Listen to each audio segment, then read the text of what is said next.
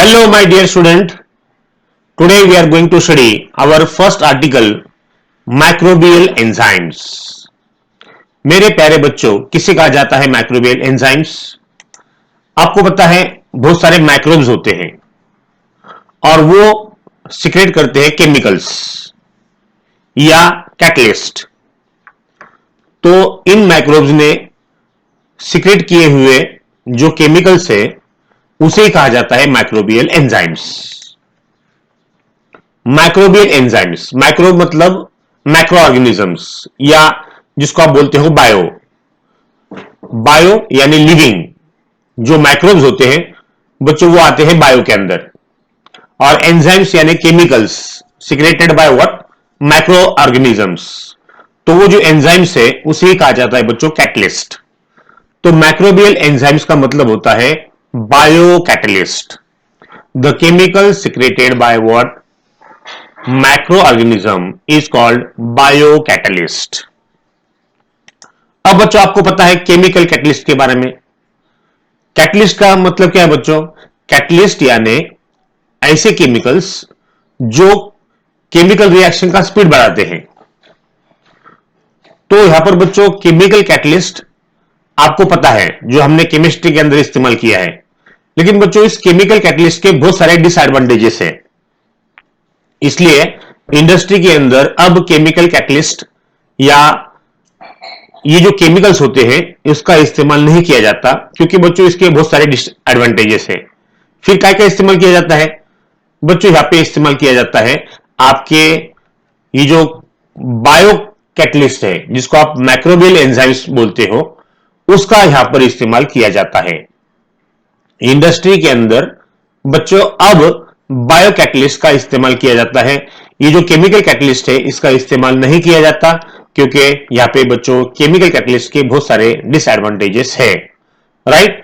तो आपको पता चल गया है कि जो माइक्रोब्स है इन्होंने जो भी केमिकल सिक्रेट किया गया है या करते हैं उसे कहा जाता है बच्चों कैटलिस्ट, और माइक्रोब्स का मतलब होता है bio.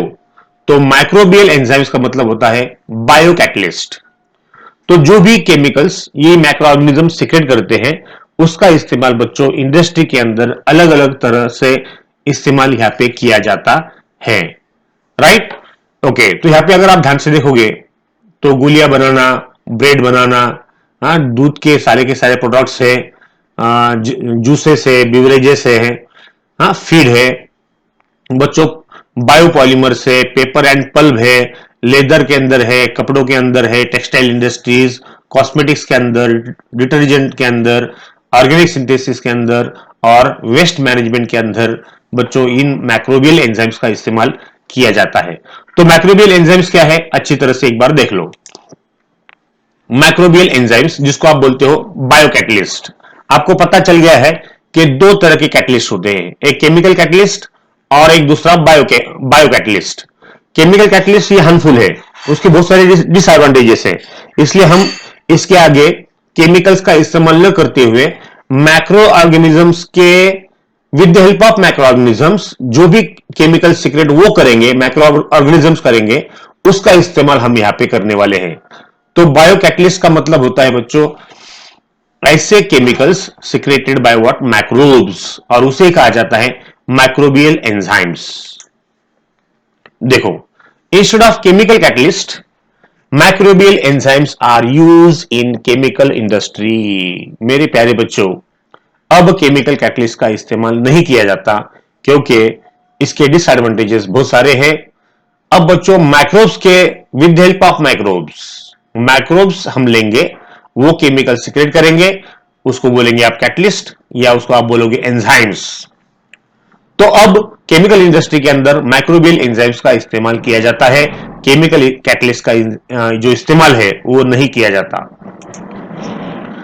These enzymes are active at low temperature, at low pH and at low pressure. Temperature कम भी रहा, मीडियम का पीएच कम भी रहा या प्रेशर कम भी रहा, तो बच्चों ऐसे सिचुएशन में ये एंजाइम्स एक्टिव रहते हैं, वो अपना काम अच्छी तरह से करते हैं। इसलिए बच्चों अपनी जो एनर्जी है वो ऑटोमेटिक सेव हो जाती है, due to which our energy is what get saved. अब बच्चों केमिकल कैटलिस्ट अगर आप इस्तेमाल करोगे तो जो भी कॉस्टली इंस्ट्रूमेंट्स आपके रहेंगे वो क्या हो जाएंगे, कोरोड हो जाएंगे, उसका कोरोजन हो जाएगा। लेकिन माइक्रोबियल एंजाइम्स अगर आप इस्तेमाल करोगे तो ये जो इंस्ट्रूमेंट्स है आपके, उनको हानि नहीं पहुंचती, उनका कोरोजन नहीं होता है।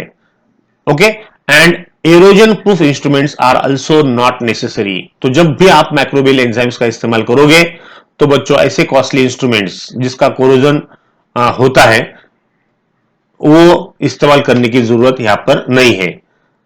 Right, okay. एंजाइम्स ये जो होते हैं ना बच्चों, माइक्रोबियल एंजाइम्स, ये कैरी आउट स्पेसिफिक प्रोसेस, यानी अपने को एग्जैक्ट जो प्रोसेस करना होती है वही ये माइक्रोबियल एंजाइम्स करते हैं।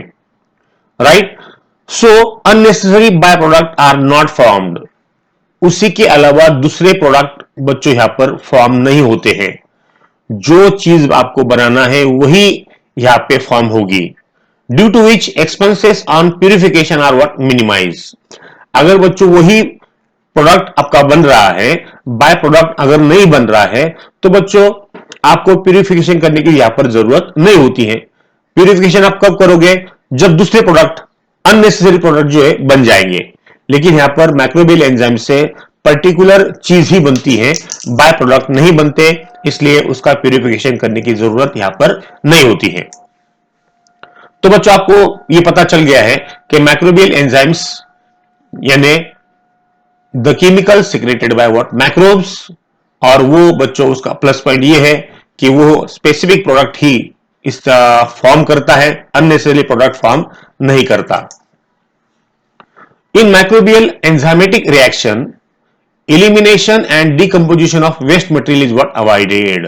बच्चों यहां पर बाय प्रोडक्ट बनता ही नहीं है, राइट ना, स्पेसिफिक प्रोसेस होने की वजह से पर्टिकुलर चीज ही बनती है, इसलिए बच्चों यहां पे एलिमिनेशन और डिकम्पोजिशन ऑफ वेस्ट मटेरियल यहां पर नहीं किया जाता, उसको अवॉइड किया जाता है। And enzymes can be what reused. Right, जो भी एंजाइम आपने इस्तेमाल किए हैं उसका बार बार यहां पे हम इस्तेमाल कर सकते हैं। और बच्चों यहां पर स्पेसिफिक प्रोसेस की वजह से पर्टिकुलर ऑब्जेक्ट ही फॉर्म होता है, पर्टिकुलर चीज ही फॉर्म होती है, इसलिए बच्चों ये हानिकारक नहीं है। हानिकारक न होने की वजह से बच्चों इन एंजाइम को कहा जाता है eco friendly. Hence such enzymes are what eco friendly. Environment को इससे कोई भी हानि नहीं पहुंचती है। राइट बच्चों, इसलिए इसको इको फ्रेंडली कहा गया है। चलो अब माइक्रोबियल एंजाइम्स के जो एग्जांपल्स है उसको आपको याद रखना है बच्चों। पहला है ऑक्सीडो रिडक्टेजेस। आपने इसका इस्तेमाल यहां पे आपको इसका नाम सुना होगा आपने, oxidation and reduction reaction. Right, तो ये है ऑक्सीडो रिडक्टेजेस, ये माइक्रोबियल एंजाइम्स का फर्स्ट एग्जांपल है। Transferases, hydrolysis, lyases, isomerases and लिगासेस।